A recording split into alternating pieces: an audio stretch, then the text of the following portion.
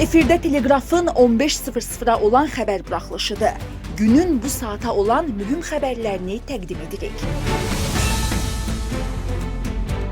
Zəngəzur dəhlizi, Azal və Mehdiyev, Putin Əliyeva niyə indi zəng etdi? Türkiyədən Zəngəzur açıqlaması, başladıq. Paşinyandan Zəngəzur dəhlizi ilə bağlı açıqlama.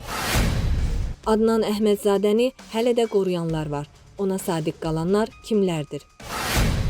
Rusiya prezidenti Vladimir Putinin prezident İlham Əliyevə zəngində niyə indi sualı xüsusilə diqqət çəkir? Rusiya tərəfinin düşənbə görüşündən sonra yüksək səviyyədə təmasları bərpa etmək niyyəti aydındır. Lakin bu zəngin indi edilməsi Moskvanın məqsədinə dair müəyyən təxminlər yaradır. Birincisi, Əliyevin Qazaxıstan səfərindən qaynaqlanan amildir. Prezident İlham Əliyevin Toqayevlə görüşündə Azal təyyarəsinin vurulması ilə bağlı istintaqın da müzakirə edildiyi istisna edilməməlidir.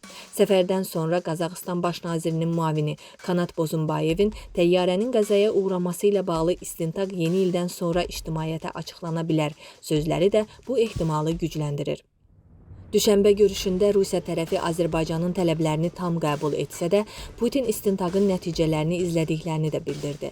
Daha öncə Rusiyanın istintaqın gedişinə müdaxilə etməyə çalışdığını nəzərə alsaq, analoji halın baş verməyəcəyi zəmanəti yoxdur.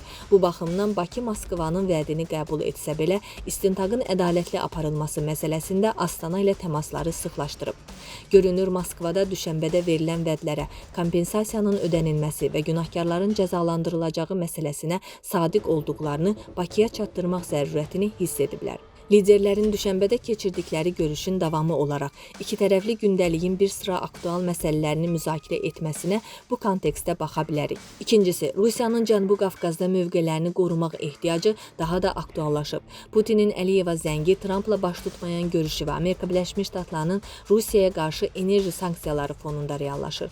Bu situasiyada Rusiya bir tərəfdən Ukraynadakı müharibədə üstünlük hüququ qazanmaq uğrunda mübarizə aparmalı, digər tərəfdən müxtəlif coğrafiyalarda, xüsusilə postsovet məkanında mövqelərini qorumalı olacaq. Cənubi Qafqaz ən önəmli region hesab oluna bilər. TRIP layihəsi ilə Zəngəzur dəhlizinə nəzarət imkanı əldə edən Amerika Birləşmiş Ştatları regionda praktiki üstünlük imkanı qazanıb. Rusiya bu reallıq çərçivəsində regional kommunikasiyalarda yer almağı, xüsusilə şimal-cənubi nəqliyyat dəhlizinin Cənubi Qafqaz keçidinin perspektivlərinə yarana biləcək riskləri aradan qaldırmağı prioritet istiqamət kimi seçir. Bu məsələləri Azərbaycanla müzakirə etmək və Bakı ilə münasibətlərin normallaşmasını inkişaf etdirmək zərurəti var. Putinin zəngi prezident administrasiyasının keçmiş rəhbəri Ramiz Mehdiyevə qarşı dövlətə xəyanət ittihamı ilə açılan cinayət işi fonunda da qiymətləndirilə bilər. Bu müzakirələr Azərbaycan ictimaiyyətində onsuz da müsbət qarşılanmayan Rusiyaya qarşı əhval-ruhiyyəni iki qat pisləşdirib.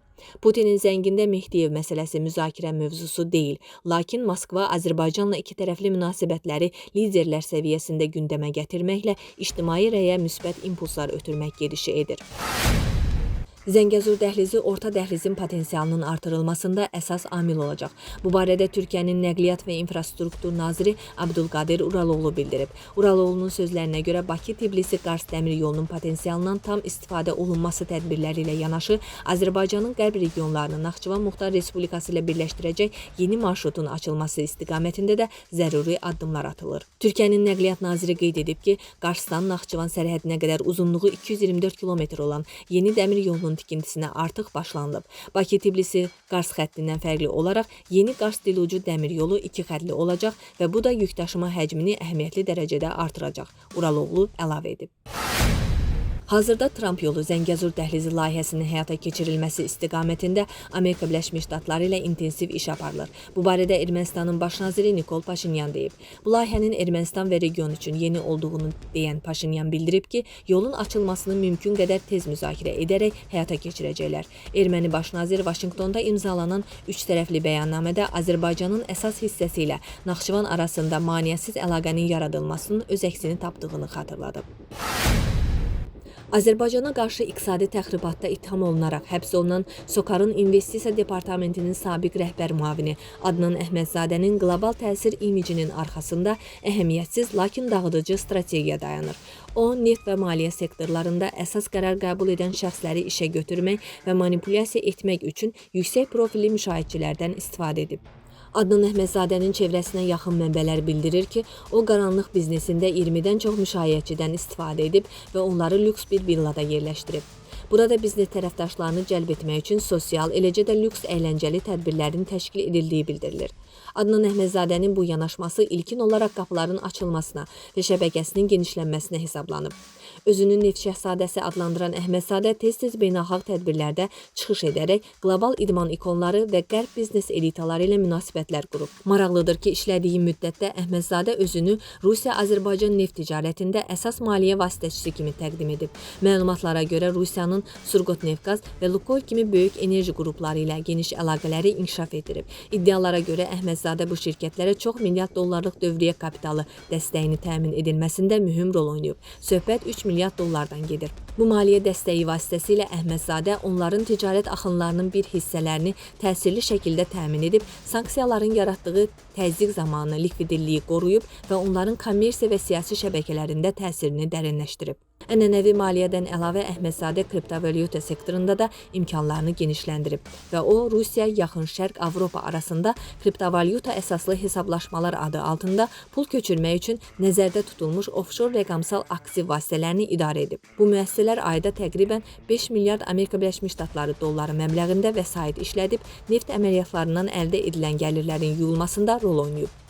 Elit işgüzar dairələrdə Əhmədzadə regionda nüfuzlu fiqurlarla sıx şəxsi və sosial münasibətlər qurmaqla tanınırdı. Lakin 2025-ci ilin sonlarına doğru bu görüntü çökdü. Əhmədzadəyə güclü şəxsi sədaqətlərini qoruyub saxlayanlar onun kommersiya kanallarının davamlılığını təmin edirlər. Bu qalıq əlaqələr onu göstərir ki, Əhmədzadə həbs olunsa da, onun xüsusən də satın alma sahəsindəki imkanları hələ də regional neft ticarətinin segmentlərinə sakit təsir göstərir.